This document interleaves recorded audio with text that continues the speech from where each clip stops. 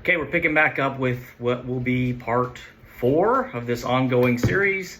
What does the Bible actually say? The best Bible study you've never or ever had. Again, this is a book I wrote a long time ago.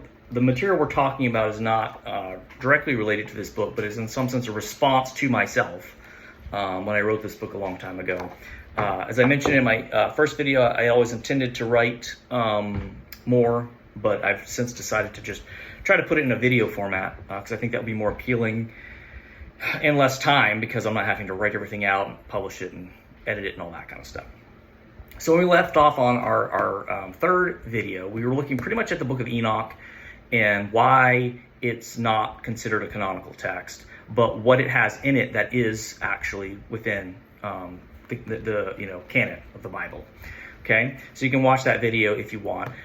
Mostly we're looking at this peculiar passage in Genesis 6, which is actually the second fall. Okay, so we've talked about the first fall, which is the one that most people are familiar with, which is the serpent in the garden tempting Eve, and this results in her eating from the tree of knowledge and good and evil.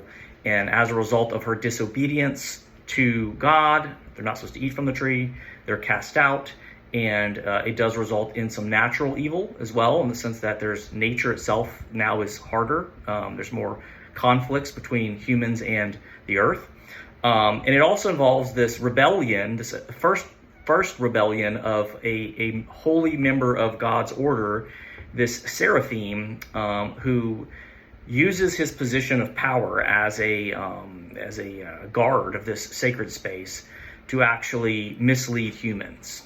Okay, and as a result of that, this seraphim is also removed from the garden, and now the garden has been protected, and it's a sacred space guarded by a cherubim. Okay, then we get to our second fall, which is this story about these B'nai Ha-Elohim, sons of God, which are later referred to as watchers. They're also the term we tend to use for angels. Okay, so just as a caveat here and a sidebar, because I do think this is important too. This is another thing that people get confused. Again, we try to sort of oversimplify. I think some of the complexity. The term angel is literally just the word messenger. Okay, and so we do know that oftentimes these entities do bring messages from God. You can think about the message that Gabriel brings to Mary of Nazareth, which we will talk about at length when we get to the New Testament.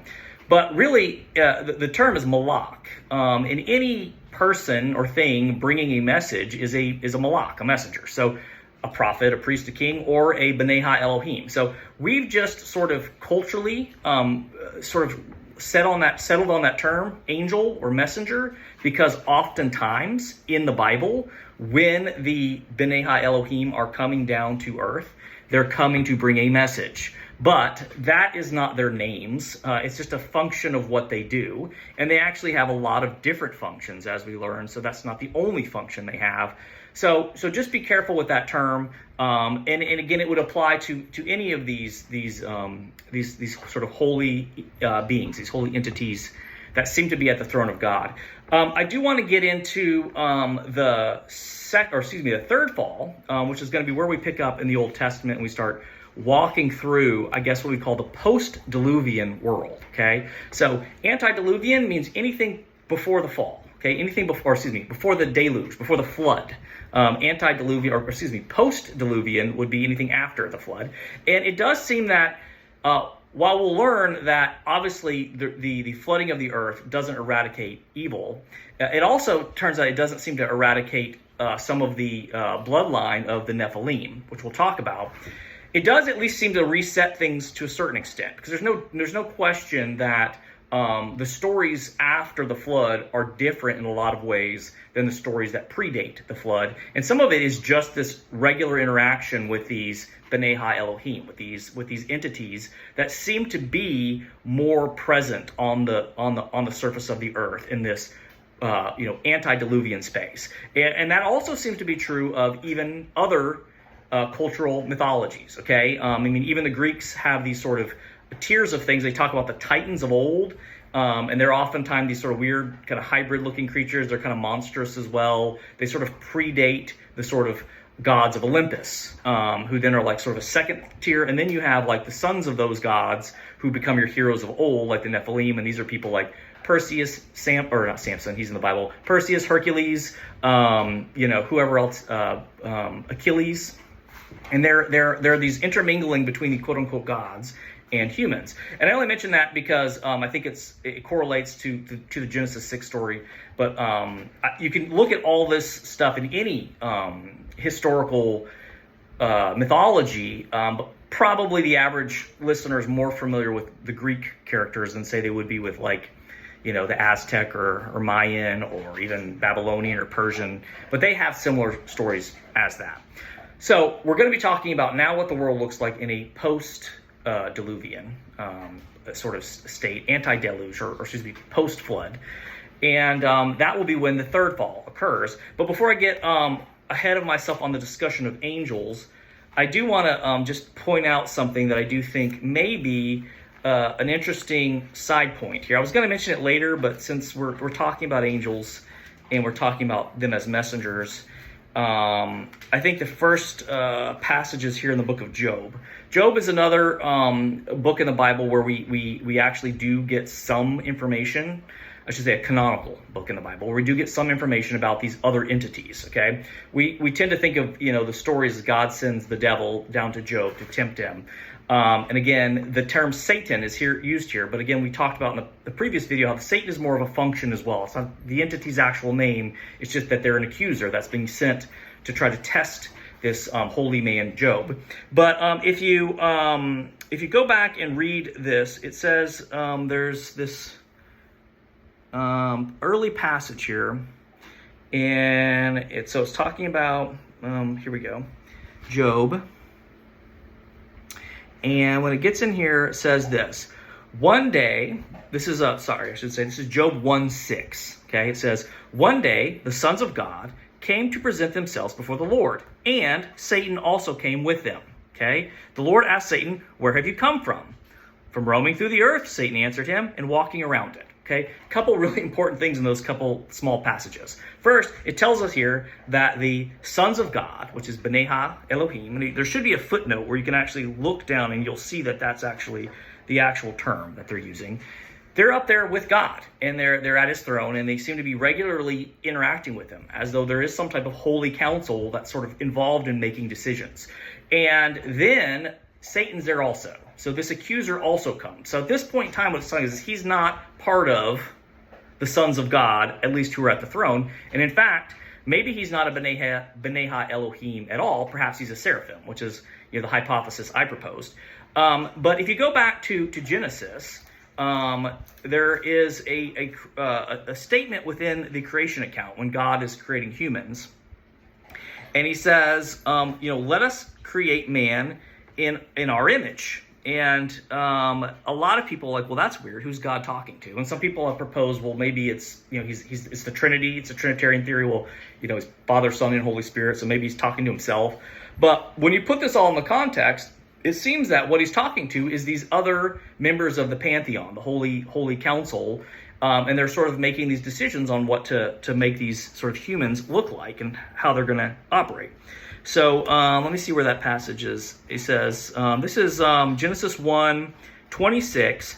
Then God said, let us make man in our image, according to our likeness. So he's clearly talking about something other than himself. And a lot of scholars think that what he's referring to here is the B'nai Ha-Elohim. Okay? And why I bring that up is because as we move through some of these Old Testament passages, but even when we go back and look at Genesis 6, there does seem to be this close corollary, at least physically, between whatever the B'nai Ha-Elohim look like and whatever humans look like. So they seem to look very similar to us, but they seem to be bigger than us because they're described as giants often. But what we also learn is at least when they're on Earth, right? When they're here on Earth, amongst the humans, they seem to take on human characteristics and qualities, okay? And part of that can be found in this story about mating with human women, right? This would be something that a purely spiritual being would not be able to do, but it seems like when they move into the corporeal space, they take on certain corporeal characteristics, including mating with women, and what that looks like and how that works logistically, we don't know. We're not given any instructions on that, but that's what the story tells us. Okay, we'll also see that happens some other characteristics and other encounters with these Malak or B'nai Elohim or angels or whatever you want to call them. Okay, so keep that in the back of your mind. But let's go back to Genesis because I want to start where we kind of left off, and then after I get through these three falls, I'll probably try to move ahead at a little more rapid rate and just sort of point out and highlight some of the key points. And again, I don't know how many of these videos I'll make. I guess I'll just keep making them until I've said all the things I feel like I want to say. So we have the judgment of God. We have the new covenant with Noah. And then we have the table of nations, which is interesting. Again, it should be pointed out that after the deluge, God does give or issue the same command to Noah that he gave to Adam and Eve, which is be fruitful and multiply, right? We got to repopulate the earth. But it does give you some lines. And then we get to, after this, we finally get to the Tower of Babel. Okay. Now it's important that the genealogies are there for a reason. So we learned about the genealogy of Cain and Seth. Now we're looking at the table of nations, and what that's telling us is the decree to be fruitful and multiply was successful. Humans now start to spread out again. They start to procreate, and they start to spread throughout various nations, and you have all these different nation states and all these different people, to the point where now we get to chapter 11, and this ends up being the third fall. Okay, for humans, and this is the story of the Tower of Babel. Okay, and we'll read that real quick because it's not long. Most people, I'm sure, are familiar with this story. So it says, at one time the whole earth had the same language and vocabulary. As people migrated from the east, they found valleys in the land of Shinar and settled there. They said to each other, "Come, let us make oven-fired bricks." They had brick from stone and asphalt for mortar. And they said, "Come, let us build ourselves a city and a tower with its tops to the sky. Let us make a name for ourselves, otherwise we will be scattered over the face of the whole earth." Then the Lord came down over the city and the tower, and the men were building. And the Lord said, if as one people, all having the same language, they have begun to do this, then nothing they plan to do will be impossible for them.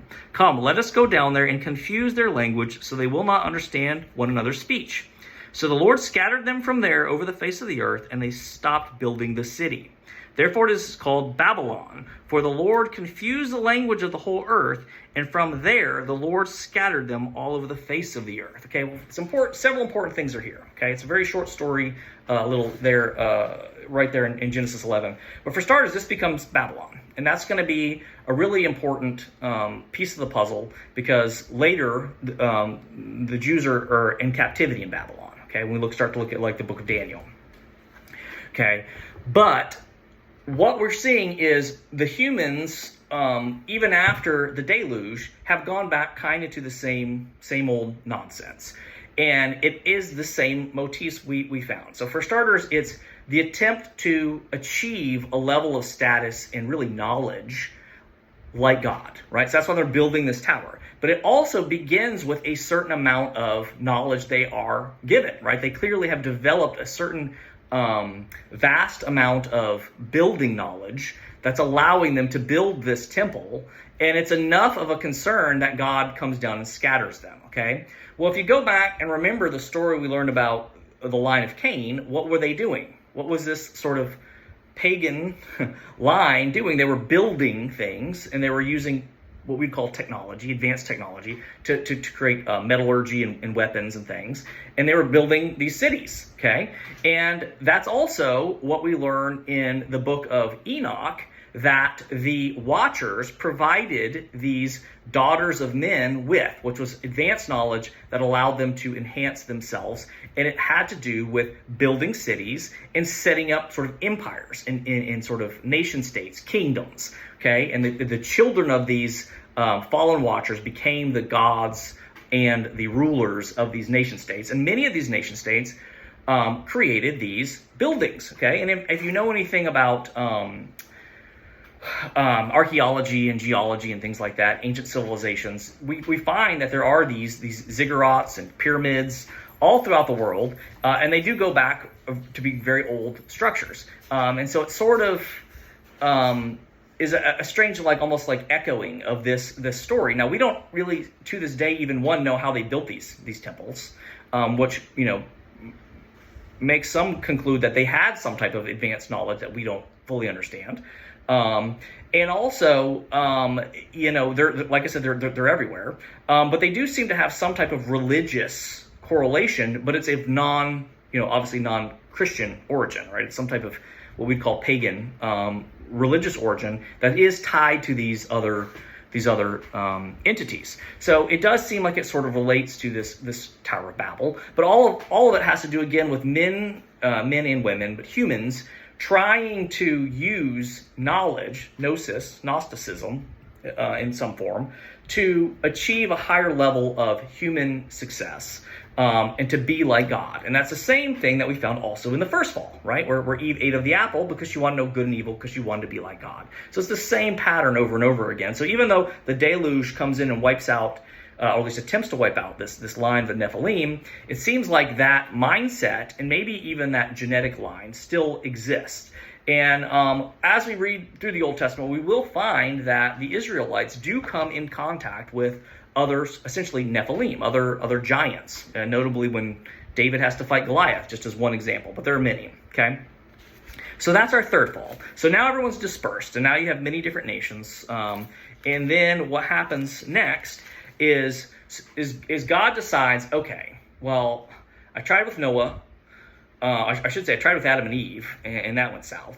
So then we tried with Noah, and now that's gone south. So now we need to try to revisit this again. I need to pick someone to try to start a new movement towards quote unquote righteousness. And at this point, sort of like God's kind of like, I got to get involved. At this point in time, like he's kind of, it seems like, at least from my reading standpoint, it seems like, when God created the world, he put people in charge of it that were these watchers, and they were supposed to be sort of keeping the earth within a certain natural order, and they're the ones who actually decided to rebel and sort of distort that order, and they did it in collusion with humans.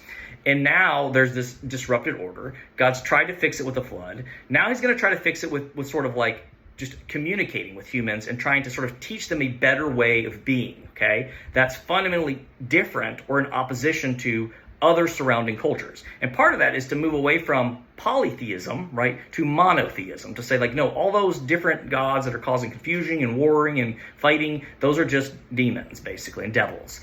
We got to get back on track. I'm the one who created this space. And so I want to actually teach you the right way to live, how it was supposed to be like it back in the garden, okay? And so the first person he chooses to do this is Abraham, right? Father Abraham.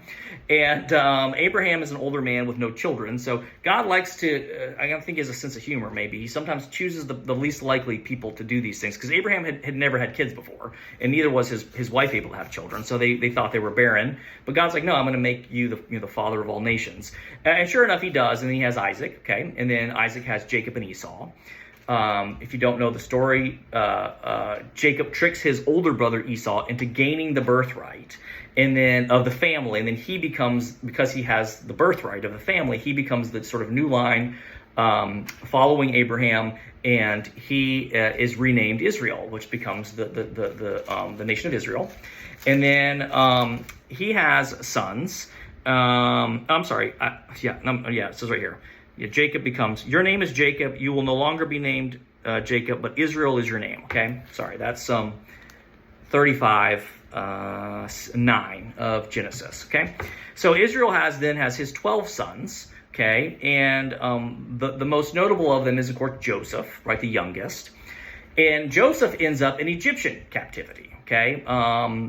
He gets put in prison there, but he finds favor with the Egyptian pharaoh because he has the ability, it's a gift from God, to discern and decipher what they would call in the Christian tradition imaginative visions, or what we just kind of talk about as like lucid dreams.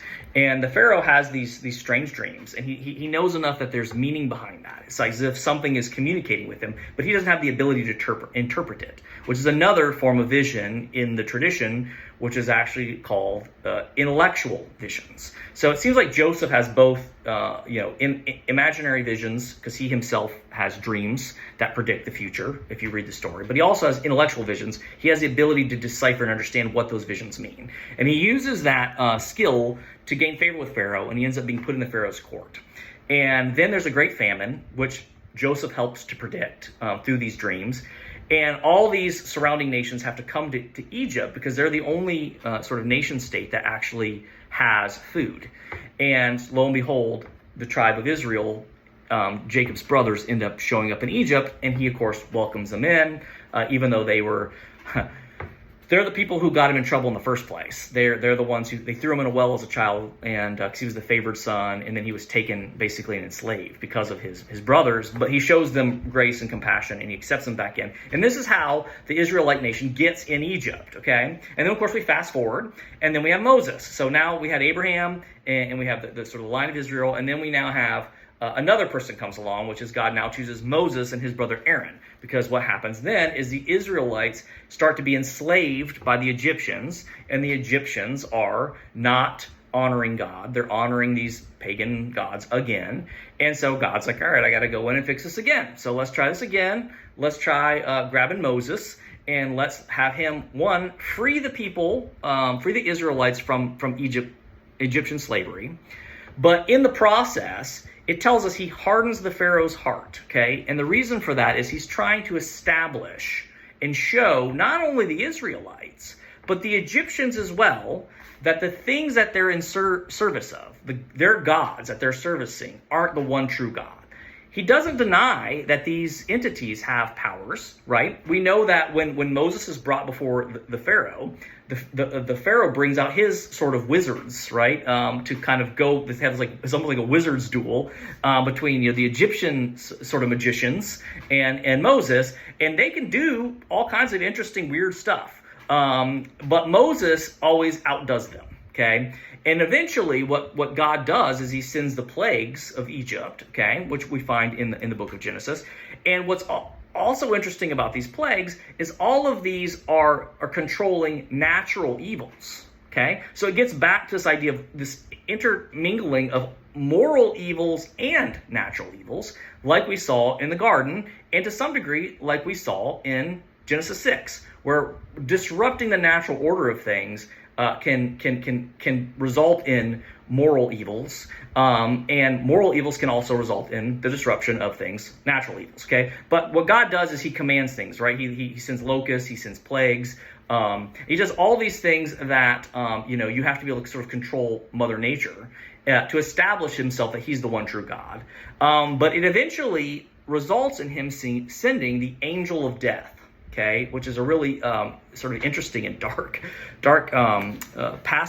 series of passages in this story, where he basically warns them that if they don't do this, he's gonna take their firstborn sons, and anyone who's a follower of the one true God is to smear blood above the door of their home to sort of as a sign of allegiance, and then the angel of death will pass over those homes, okay? And that becomes Passover, the Jewish Passover, and it becomes celebrated. And then after that, finally, the Pharaoh lets the Israelites leave. They leave with Moses, and then we have this long story of the Israelites basically being trapped in the desert. But there are more miraculous things that happens, the parting of the Red Sea, all these types of things that most people who are probably familiar with if they've ever been to Sunday school or watched a Charlton Heston movie. But anyways, Moses leads these people, but the people also continue to have hardened hearts. And there's this important idea that's also in this that we'll see as we move ahead, and that is the Israelites. Even though initially through Moses they are understanding or recognizing the one true God versus these sort of pagan gods, they still are caught up in the mindset of these other nation states. And the most obvious example of this is that they want a place, right? They want a city that establishes them, right? So you have Babylon, you have Egypt, you have Sumer, you have these city-states, eventually you have Rome, okay? And these are all, these powerful cities that are sort of viewed as a symbol of authority and strength, right? Whoever the dominant nation state is, it was believed in antiquity they had the most powerful god. So the Israelites, well, we need a place. And God's kind of like, nah, I'm not sure about that. Like that seems to just lead to bad places. See the previous fall, the Tower of Babel, right? The whole reason why the people got all messed up and started trying to be gods again is because there's too many of them together, talking the same languages, colluding together with, in all likelihood, demonic entities and forces to sort of create these towers. And so God's like, I don't know about that. They also want a king, which is another thing that we learn if we read these stories carefully. And we also include some of the material from Enoch, a lot of it which is supported canonically. This idea that these nation states and ruling empires are a product of these malevolent entities. They did this as a will to power. That was never part of God's plan. God has no desire for there to be a king because kingdoms put one person in power. And as we talked about, absolute power corrupts absolutely. But over time, the Israelites complain and whine and they don't listen. And it's this whole thing is back and forth. And eventually God gives them what they want, which is really interesting because it shows that essentially this is an open system.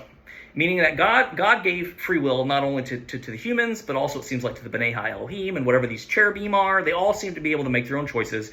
And God allows their choices to sort of unfold in the creational order itself. Meaning that the world is this living system and it's dictated by the people living in it. And God has given it a structure, but he wants them to be a part of this, right? He's given them dominion, right? In the same way we talked about, it seems, in that early passage in Genesis, that he's given dominion to these B'nai Elohims. By the way, if you want me to read that passage, because I just had it marked, it says this. This is Genesis 1:14. It says, "Then God said, 'Let there be light in the expanse of the sky to separate the day from the night. They will serve as signs for festivals and for the days of the year. They will be lights in the expanse of the sky to provide light on the earth.' And it was so. God made the two great lights, and the greater light to have dominion over the day, and the lesser light to have dominion over the night." Now, that seems to be talking about the sun and the moon, which it is. But he does use this term dominion, which is the same term he uses for humans on earth.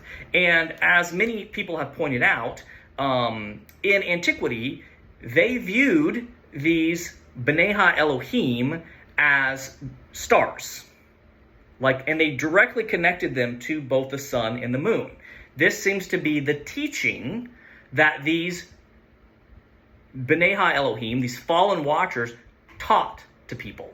And they used the sort of solar and lunar planetary systems in order to impart knowledge to humans and convince them that they were gods. And that's why there's always a sun god, okay? So Ra or Amun-Ra, whoever, Horus, they all have them. That's why a lot of the demigods, humans who claim to be part human, part god, like Hercules and even Alexander of Macedon, who believed he was a part of a son of a god, they often use the symbol of the sun because that was a symbol of God, but not the real God.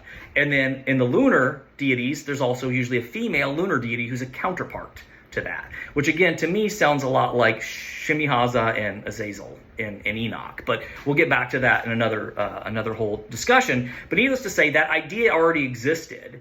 And so it seemed to be that there was this idea of these entities being correlated already with these the sun and the moon. And so he's talking about that language and saying, well, he gave those things dominion over the heavens. And that's what St. Augustine believes is sort of alluding to these other entities. It's debatable, but it is an interesting little side note. Okay, so let's go back to the Israelite nation. So they want a king. And here's another interesting little point. Finally, God concedes. He's like, all right, you want a king? Have a king. Get a king. Who do you want as their king? Well, who do they pick? They pick Saul. Why do they pick Saul? What is Saul's qualities and characteristics? Okay, typical humans and typical of humans up to this point. Saul is tall, and he's a great warrior. Again, what does that sound like?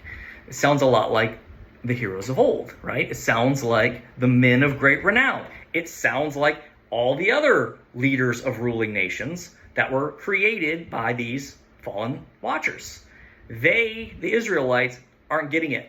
They want the same thing, just like all of us. We all want the same thing that everyone else has. Well, that's what they're doing. We should do what they're doing. And it's like, no, you're going the wrong way again. You're going on the wrong path again.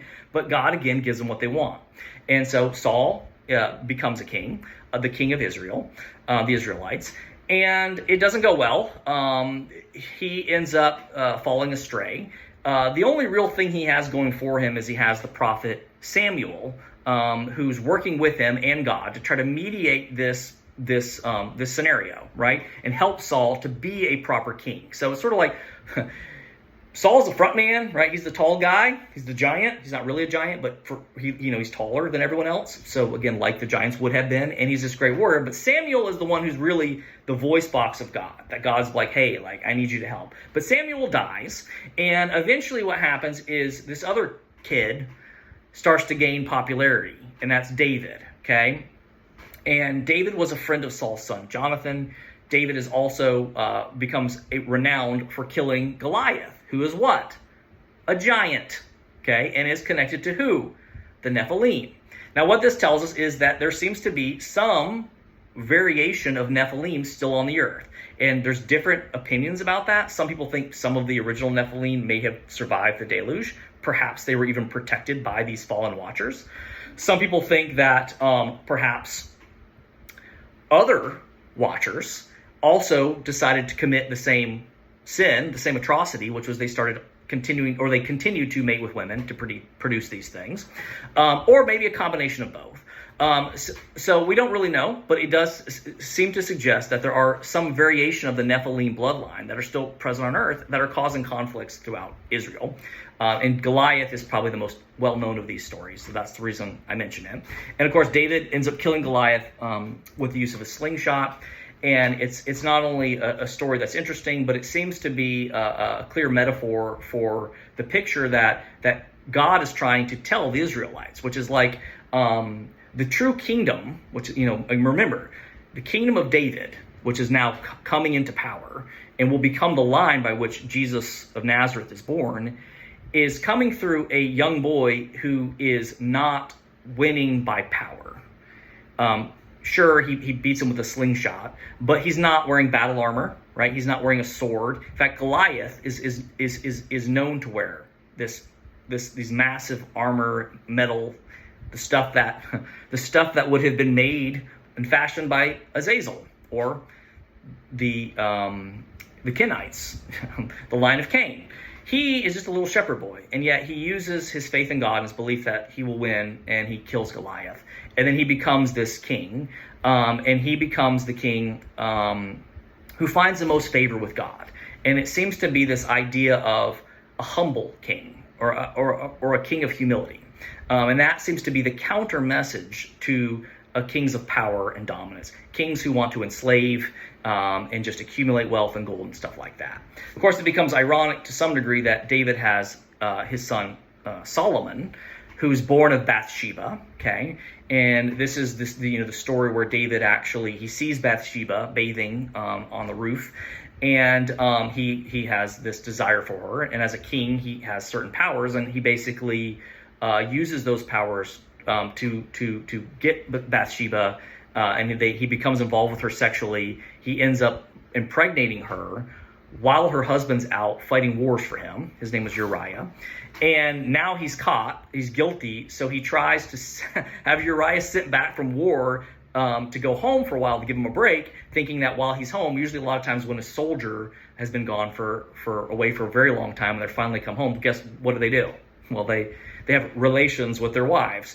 But in this case, Uriah is so dedicated to King David, he stays at David's house and basically just watches as a guard.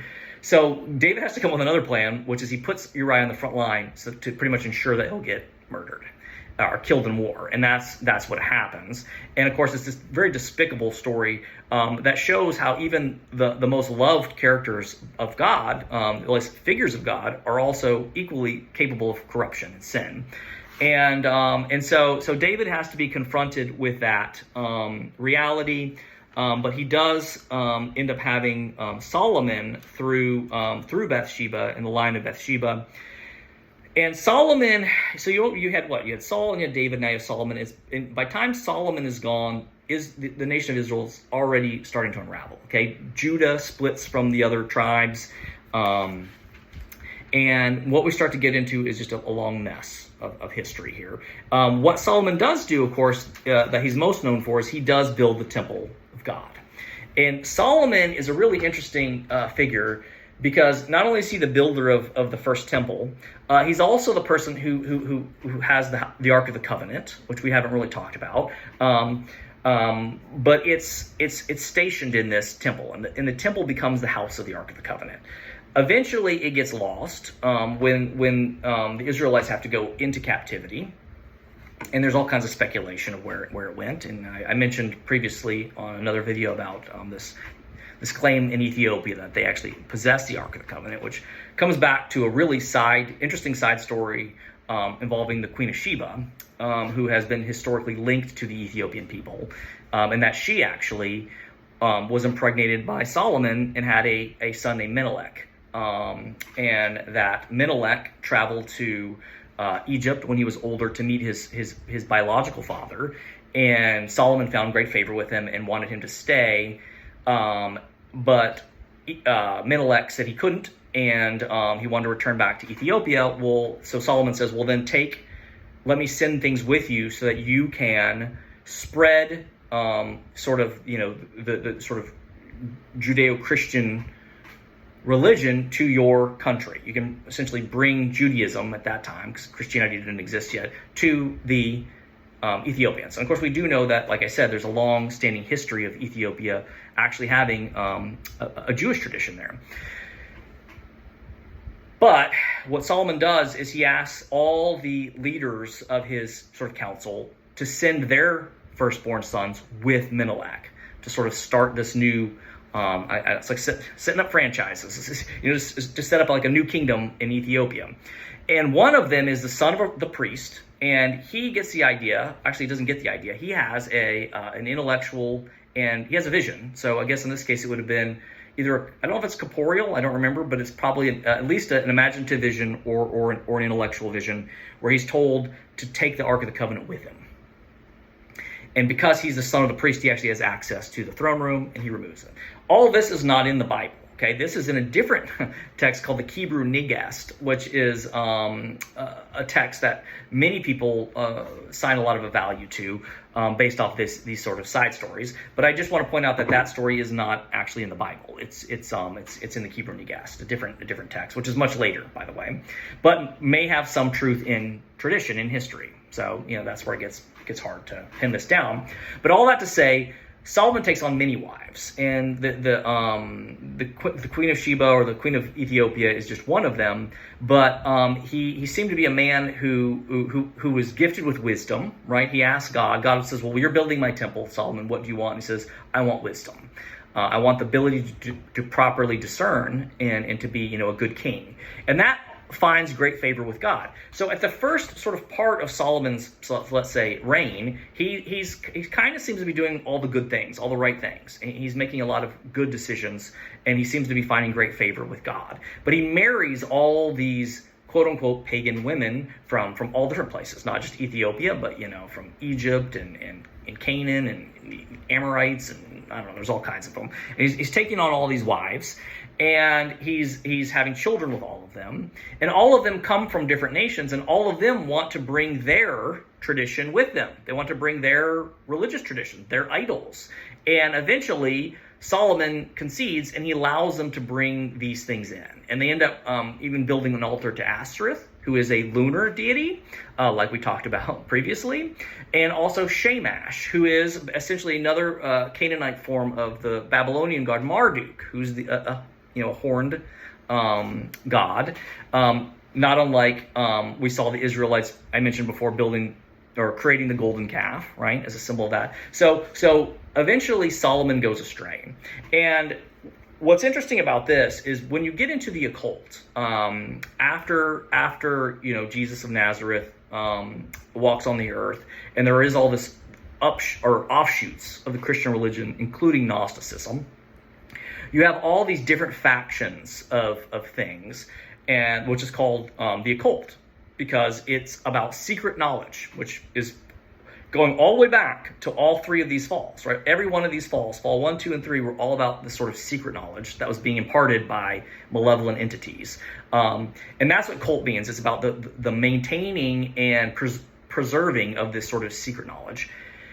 Solomon becomes a really big figure in the occult. And some of that has to do with his building of the temple. And some of this has to do with a counter-religious narrative that essentially claims Solomon gained almost secret knowledge or secret information, maybe from Shamash and Ashereth, that gave him a decided advantage. And that becomes the foundation of some of the strange organizations, for lack of a better term, that become really closely tied to this counter tradition. That's everything from the Knights Templar to the Freemasons to the Illuminati, and then we're getting into all kinds of weird and wacky stuff, which I will address later. But Solomon is important for that purpose. So he's sort of like this kind of complicated figure, because in some sense, at least the early part of his reign, he seemed to be a very good king.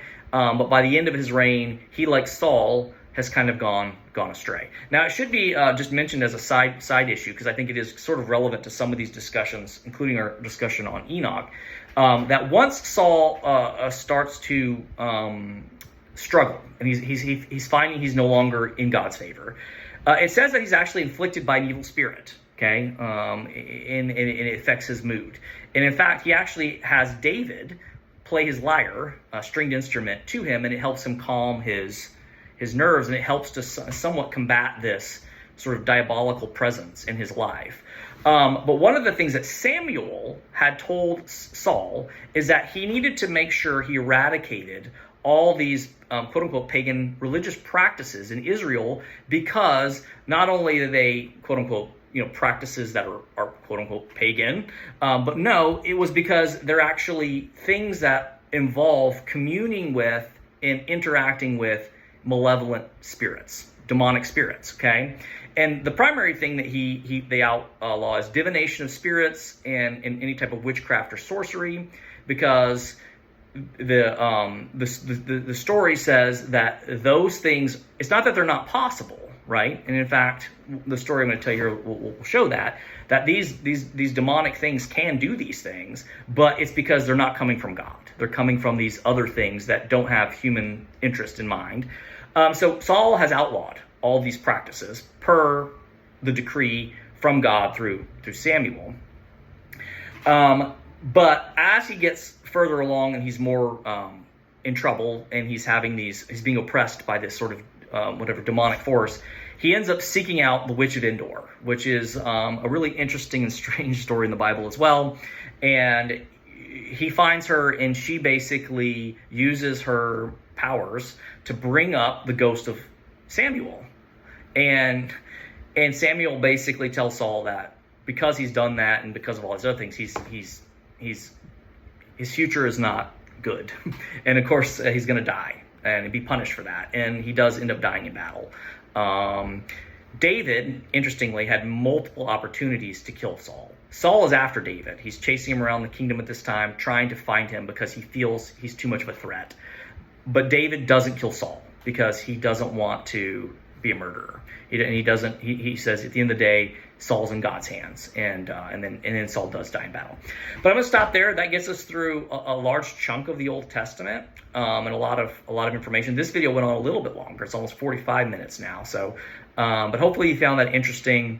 The next video, which I guess will now be part 5, we'll probably want to talk a little bit about maybe some of the prophetic texts at the end of the Old Testament, like Daniel and Ezekiel. And then we'll kind of want to talk about the intertestamental period as a whole, but that shouldn't require too much because we already went pretty deep dive into Enoch in the last video. And then eventually we'll get to the New Testament. And this is all building, okay? All of this is building to the arrival of Jesus of Nazareth. And then we're going to see why the story unfolds the way that it unfolds. So stay tuned.